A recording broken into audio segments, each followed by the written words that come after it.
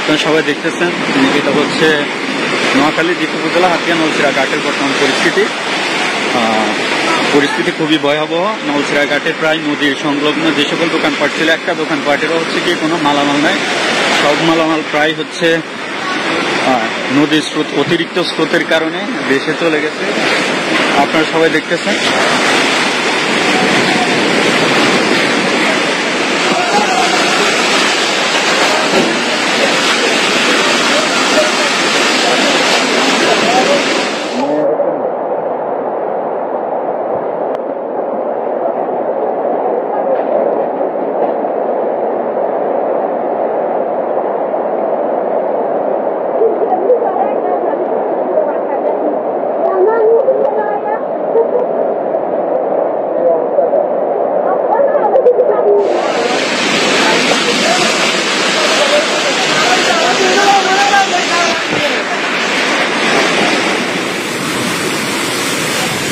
বড় বড় স্রোত আসতেছে, এখনো নদীর হচ্ছে কন্ডিশন খুবই খারাপ